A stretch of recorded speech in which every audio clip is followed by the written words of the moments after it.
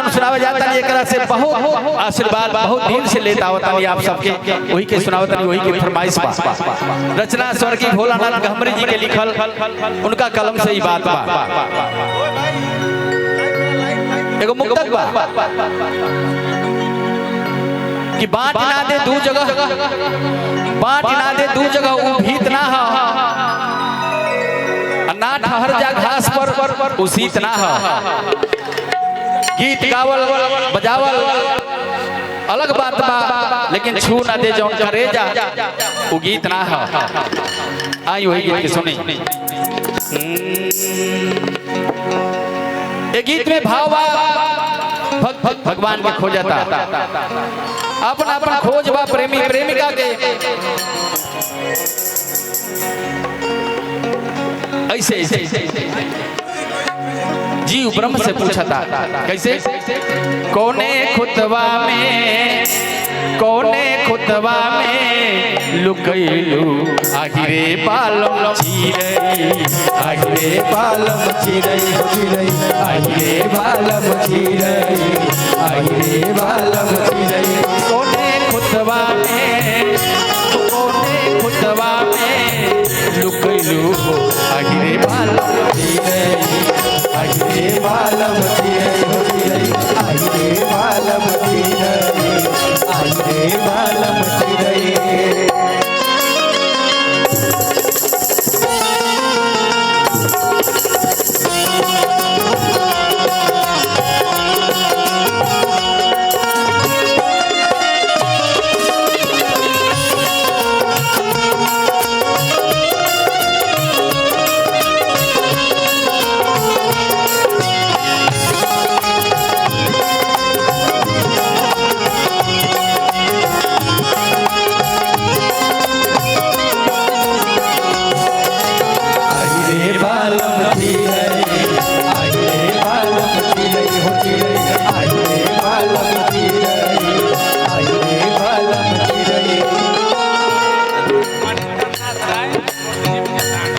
देखिए आशीर्वाद की कड़ी में आदरणीय मुनिंदर नाथ राय प्रधान जी मुर्तजीपुर आपके तरफ से 501 रुपया के आशीर्वाद मिलल।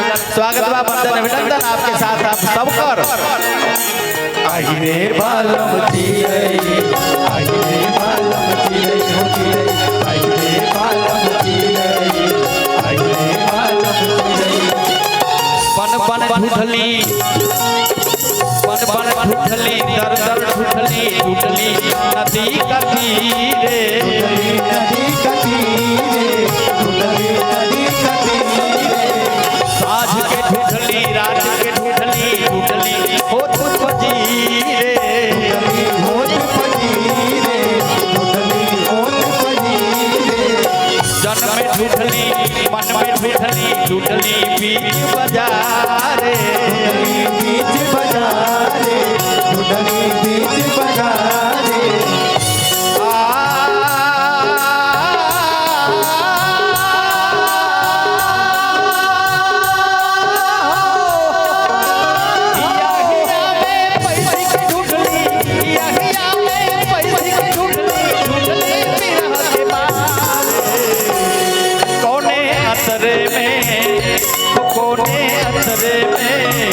लुकलू हो आहिरे बालम चिरई, आहिरे बालम चिरई हो चिरई, आहिरे बालम चिरई, आहिरे बालम चिरई।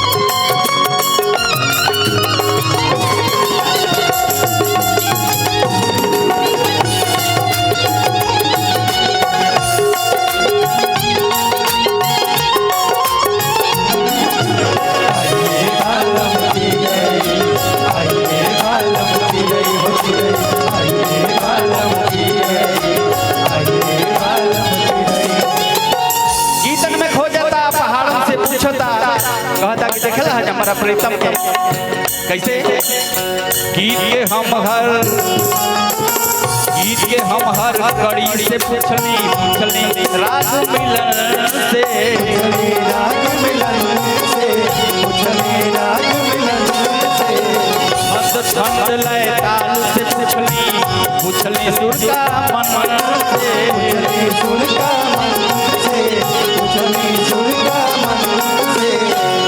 किरण से जाके पूछली नील गगन से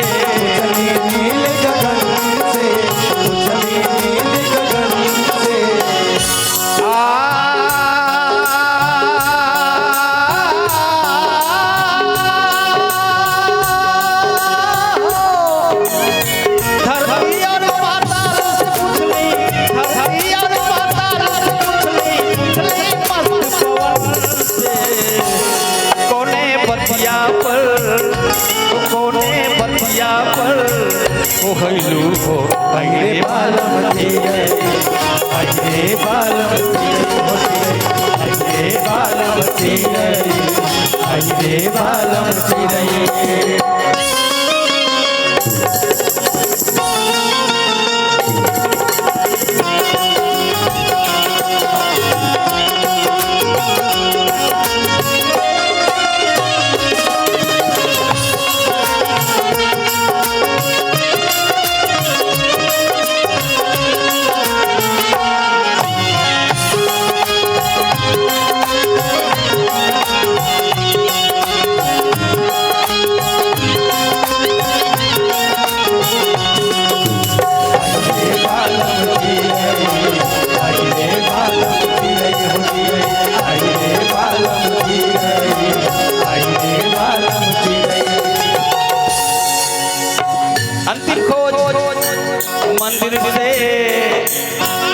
मंदिर से मस्जिद तक देखनी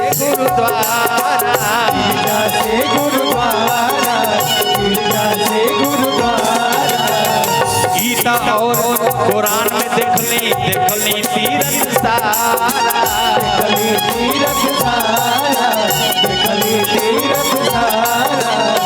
पंडित से मुल्ला तक देखली घरे कसाई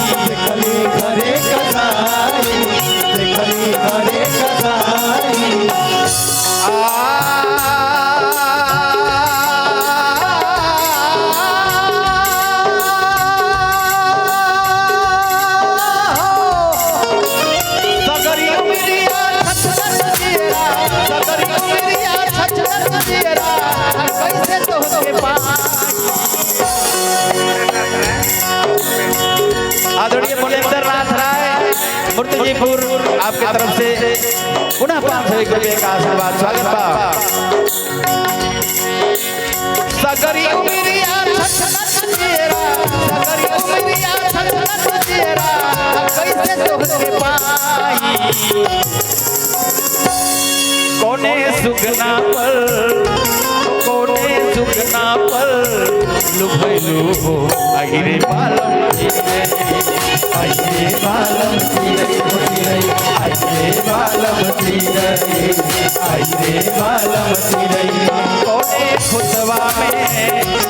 कोने खुतवा में लुभैलू हो अगिरे बालम